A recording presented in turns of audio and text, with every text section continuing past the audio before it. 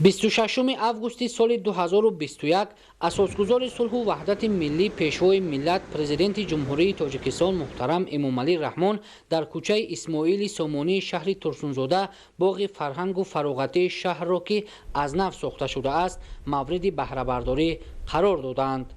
боғи фарҳангу фароғатӣ дар маркази шаҳри Турсунзода дар масоҳати умумии 3,6 гектар аз ҷониби соҳибкорони ташаббускори шаҳр бо тарҳи муосир ва унсурҳои шаҳрсозии миллӣ бо назардошти талаботи замони имрӯза ва санъати баланди меъморӣ бунёд шудааст.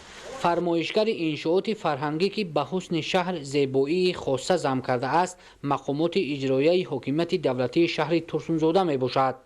корҳои сохтмонӣ дар боғи фарҳангу фароғатӣ моҳи сентябри соли 2020 оғоз гардида иншоот дар муддати кӯтоҳ бо сифати баланд ва ба талаботи замони муосир ҷавобгӯ сохта ба истифода дода шуд.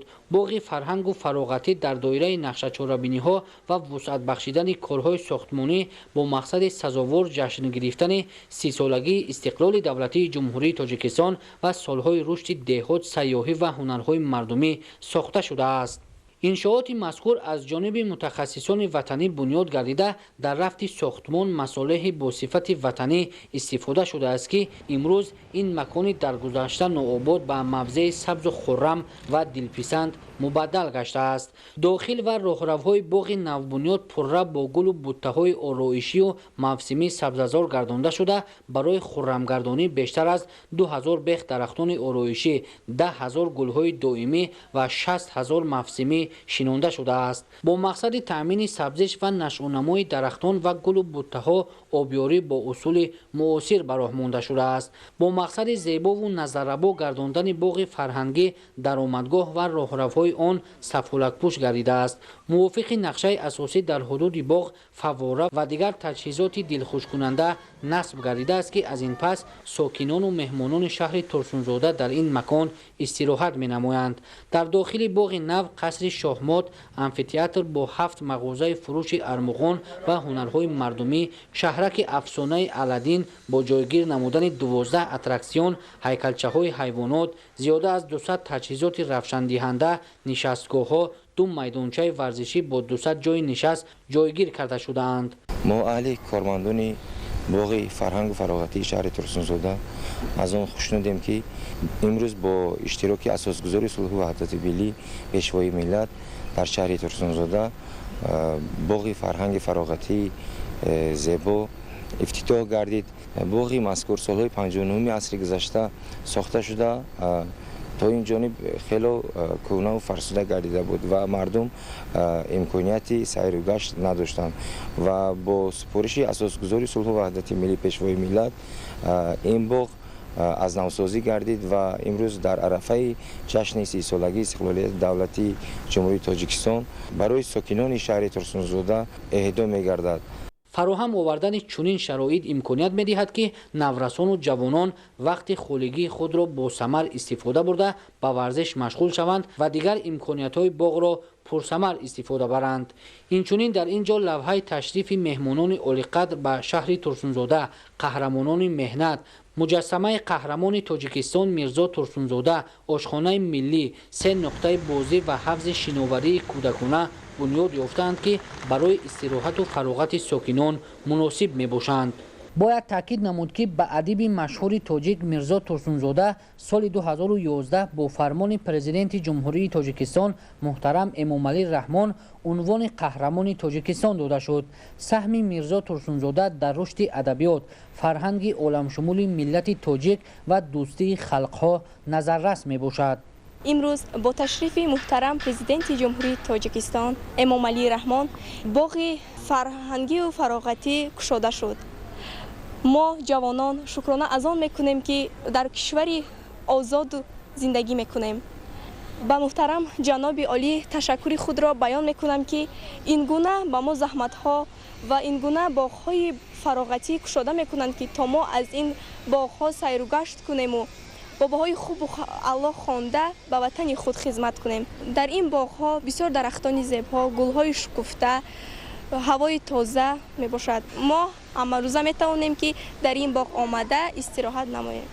таъкид карданд ба маврид аст ки иншооти наву замонавӣ бе ҷалби маблағҳои буҷетӣ аз тарафи соҳибкорони бо нангу номуси шаҳри Турсунзода бо санъати баланди миллӣ ва аврупоӣ сохта шуда дар баробари ободу зебо гаштани як гӯшаи Тоҷикистони соҳибистиқлол ҳамзамон баъди мавриди баҳрабардорӣ қарор додани иншоот бештар аз 50 нафар сокинони маҳаллӣ бо ҷойи кори доимӣ таъмин гардиданд. пешвои миллат муҳтарам Эмомалӣ Раҳмон зимни шиносоӣ ба сифати корҳои анҷомёфта бештар таваҷҷӯҳ зоҳир намуданд ва бунёди иншооти муосири фарҳангу фароғатиро ки ба ифтихори 30-солагии истиқлоли давлатии Ҷумҳурии Тоҷикистон бо саҳми соҳибкорон сохта шудааст, намунаи ибрат арзёбӣ карда масъулонро дар оянда барои нигоҳубини дурусти он вазифадор карданд. сохтмони боғи фарҳангу фароғатии шаҳри Турсунзода аз 1 октябри соли 2020 оғоз ёфта мана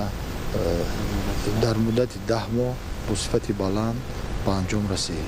дар боғи мазкур фаввораҳо сохта шуданд ва нишастгоҳҳои замонавӣ сохта шуданд. ҳамаи ҳамин роҳравҳое ки дар ҳамин боғ мебинед бо сафолакҳои истеҳсоли ватанӣ, фаввораҳо бо санги мармарҳои истеҳсоли ватанӣ восил карда шуданд. қасри шоҳмод ки дар дохили боғи фарҳангу фароғатӣ ҷойгир мебошад бо унсурҳои хоси миллӣ қомат афрохта аст ки зебову назаррабо аст. тибқи лоиҳа масоҳати замини барои сохтани қасри шоҳмод ҷудо гардида 178 метри мураббаъро ташкил медиҳад. сохтмони қасри шоҳмод моҳи феврали соли равон оғоз гардида дар ин муддат чанд нафар сокинони маҳаллӣ бо ҷойи кори мавсимӣ таъмин гардиданд ва бино дар муддати кӯтоҳ бунёд шуд. дар дохили бино 2 синфхона барои кӯдакону наврасон ва як толори дигар барои калонсолони шоҳмодбоз ҷойгир карда шудааст. иттилоъ дода шуд ки бинои қасри шоҳмод низ аз ҷониби соҳибкорони бонангу номуси шаҳри Турсунзода бунёд шудааст. аз ин пас наврасону ҷавонони шаҳри Турсунзода дар вақти муносиб ки қаблан барояшон чунин шароит вуҷуд надошт имкон пайдо карданд ки дар қасри замонавии шоҳмод ҳамарӯза тамрин намуда нозукиҳои шоҳмодбозиро аз худ карда дар мусобиқаҳои шаҳрӣ, ҷумҳуриявӣ ва байналмилалӣ иштирок намоянд. дар дохили боғи фарҳангу фароғатии шаҳри Турсунзода амфитеатр низ сохта шудааст. амфитеатр аз ҷониби мақомоти иҷроияи ҳокимияти давлатии шаҳр бо сифати баланд бунёд гардида барои баргузор кардани барномаҳои фарҳангӣ ва дигар чорабиниҳои ҷашнӣ шароити созгор муҳайё карда шуд. дар асоси лоиҳа амфитеатр дорои қариб 700 ҷойи нишаст буда дар он нишастгоҳҳои замонавӣ насб шудааст. масоҳати умумии он 3100 метри мураббаъро ташкил медиҳад. атрофи амфитеатр низ сабзу хуррам гардонда шуда ба макони зебою дилписанди сокинон табдил ёфтааст. пас аз бунёди боғи фарҳангу фароғатӣ дар маркази шаҳри Турсунзода бо ҷойгир намудани қасри шоҳмод, амфитеатр ва дигар иншооти варзишию солимгардонӣ ва насби аттраксионҳои нави кӯдакона, сокинону меҳмонони шаҳр имкони мусоиди истироҳату фароғатро пайдо карданд. бо шарофати ташрифи президенти ҷумҳурии Тоҷикистон ҷаноби олӣ муҳтарам Эмомалӣ Раҳмон боғи фарҳангу фароғатӣ кушода шудааст. мо шукрона аз он мекунем ки чунин сарвари давлат дорем. дар гузашта чунин боғи замонавӣ набуд. ҳар рӯзҳо метавонем ба ин боғҳо омада сайру гашт намоем. сокинони шаҳр ҳамаи пешравӣ ва муҳайё сохтани зиндагии шоистаро ки дар заминаи такмили инфраструктури шаҳр ба миён омадааст натиҷаи сиёсати бунёдкоронаи пешвои муаззами миллат муҳтарам Эмомалӣ Раҳмон арзёбӣ мекунанд. мавриди зикри хос аст ки давоми 30 соли соҳибистиқлолӣ рушду пешрафти тамоми бахшу соҳаҳои иқтисоди миллӣ бахусус соҳаи фарҳанги шаҳри Турсунзода дар доираи иқдомҳои наҷиби бунёдкоронаи пешвои миллат президенти ҷумҳурии Тоҷикистон муҳтарам Эмомалӣ Раҳмон таъмин гардида бо бунёд шудани бинову иншооти зиёди гуногун шаҳр ободу зебо гардида сатҳу сифати зиндагии сокинон низ ба маротиб беҳтар гардидааст.